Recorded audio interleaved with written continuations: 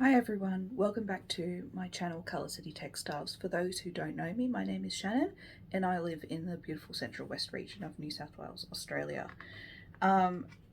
Today I'm wearing my Munro turtleneck, which I sewed last year. It's made out of a lovely thicker jersey cotton knit, and it is just an absolute pleasure to wear and to rug up with in this cold weather, especially when you're having to do trips up to the bus stop first thing in the morning.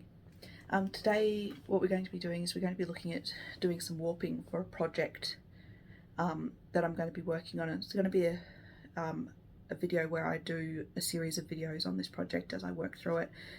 But I've just noticed in the last week or so that at home our prayer table is looking a bit neglected, and you can see from a photo here it's just it should be a bit better taken care of than what it is at the moment. So what I'd like to do is I'm actually going to be working on making a set of tablecloths for our prayer table, and they're going to have white predominantly, and it's a lovely white cotton that I got from a lady when I was at the Burrendong Muster last year, and I'm going to be using that white cotton to make some lovely tablecloths, and I'm going to have coloured accents at each end of the tablecloth to represent different the different what are they called? The different liturgical seasons that happen for Catholics throughout the year. Now, I am a relatively new Catholic, a baby Catholic, because I only converted last year, so this is all sort of new to me, having a prayer table and that sort of thing in my house, but it is an important area of our house, especially for my two girls. They do like going to the prayer table and spending time just reflecting and being with God during that time when they are sat there. Now, what I have done is I've actually been winding the yarn itself onto some bobbins. Look at my pet dragon for a second. Look at her for a second. She's looking at you. If you are the head,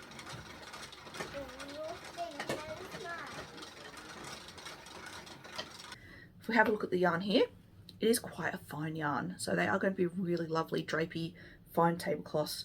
I did have 3 different yarns that I could choose from that were white. One of them was wool.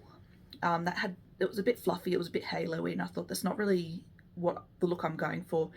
There was a plain white cotton, and that was a little bit, it just seemed a bit flat. Whereas this cotton here, it's got a lovely shine to it. It's just been spun in a way that really brings out that sheen, that lovely sheen to it. Now, because it is so fine, I worked it out to be about 30 ends per inch is what I'm going to be wanting. So that's going to be 3 per dent in my reed, because I've got a 10 dents per inch reed on my loom. So what I'm going to have to do with this yarn, if I want a 25-inch tablecloth or 25-inch wide tablecloth, that means 750 ends I'm going to need, because there's going to be 30 ends per inch, and over 25 inches, that's 750 ends. Now, using my warping board behind me, I don't want to really be standing there doing that 750 times. My arms are going to get very tired. So what I ended up doing is I wound the yarn itself onto some bobbins, and there's some video of me winding it onto bobbins, and you can see here I've got 5 of these bobbins now, and there's a lot of yarn on each of these. Now, it's not going to be enough for what I need, but it's going to be a lot easier to do 150 runs of that rather than 750, because I've got 5 bobbins. What I am going to do is I'm going to make my own version of a lazy Kate to put my bobbins in. I'm going to use this box with holes in it and some skewers, and you'll see here that skewers themselves go all the way through to the other side of the box.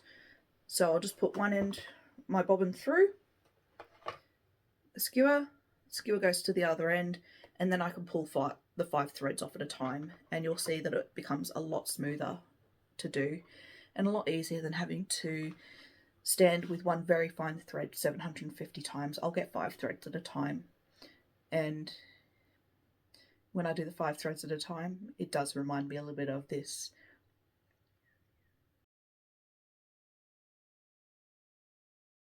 Now you can see here I've got my 5 bobbins in the box. I've got all the threads coming out from the same direction, so they're all coming off the right side of the bobbin, well, except for that first one. I'll need to change that one. But what I'm going to do now is I'm actually going to, at the ends, to keep the ends of the skewer in place, I'm actually going to put a bit of blue tack at the ends just to keep it so it doesn't actually fall through the box and move, and the skewers don't move around too much. So once I've done that, we'll get to the warping board.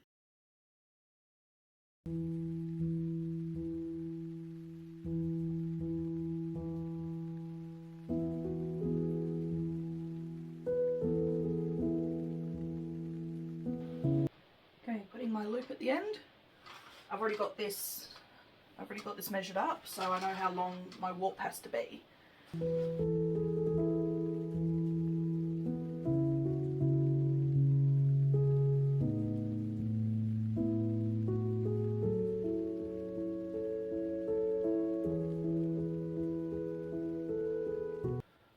Now making sure it's all pushed back on the board so you don't have any uneven threads.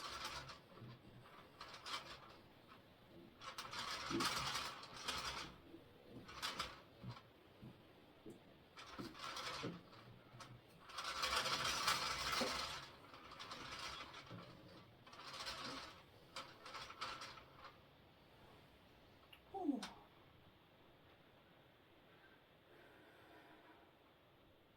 Somehow I have lost a thread. So great news, everyone. So what I'm going to do is I'm just going to attach it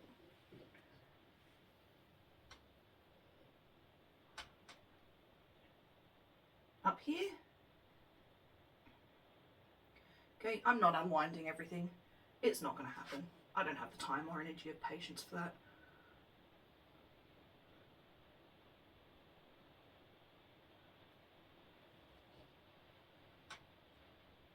Okay, I'm going to add my thread there, and what I'm also going to do is I'm going to grab a little bit of yarn and just make a note of where I've only had 4 threads in my hand here when I've been warping, so then it makes my counting a lot easier, because down the bottom here I've got a cross, and each one of these crosses has 4 threads in it now, not 5. So if I just add a note of where it changes from 4 to 5, then it'll make my counting a lot easier, because I need 750 ends. So because I need 750 ends, I need to make sure I keep count of how many ends I have. So a little bit of thread.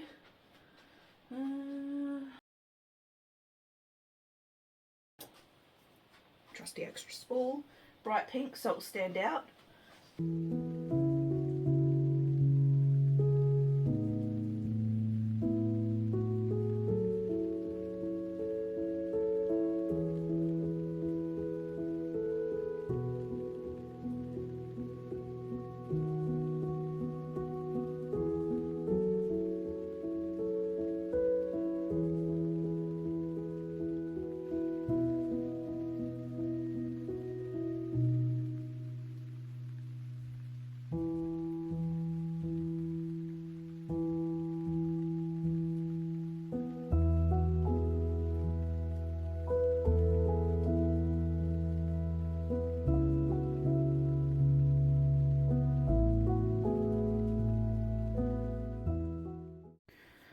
So here I've got half of the threading done, the warping, sorry, done.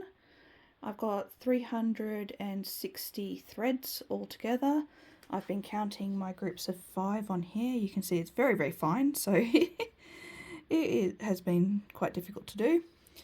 And that bit at the beginning where I made the error and I had 4 threads, luckily its count was 20 threads altogether, so that actually worked out quite nicely for me, because when I counted the rest I could go up in tens, because I could go, well, 10, 20, 30, 40, 50. So all up I've got 360 threads on here, and then what's going to happen is I'm going to do another one of these and I should have 385 on it, hopefully. So they'll be about even. It's just I ran out of threads on one of my bobbins here. So I'm going to have 385 on the next round going, and that should give me 300 and... Actually, that doesn't add up. But anyway, I'll work it out, and we'll get there in the end, and we'll get our 750 threads. So here I have finished my 2 chains, one with 360 ends on it, and the other one with 380 ends. What we're going to do now is we're going to take these 2 warp chains over to the loom and get the loom ready for dressing. So follow me, everyone.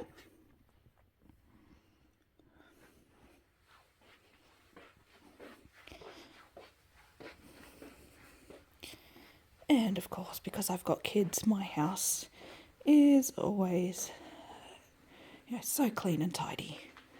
So, bringing our items, our warp chains, over to the loom, and we're going to get it ready for dressing. So that'll be in the next video. So thank you everyone for watching today's video. If you would like to like and subscribe, that would be great. And if you'd like to buy me a coffee, there's a link in the description below where you can go and support me in that way. So thanks everyone again, and I'll see you next time. Bye.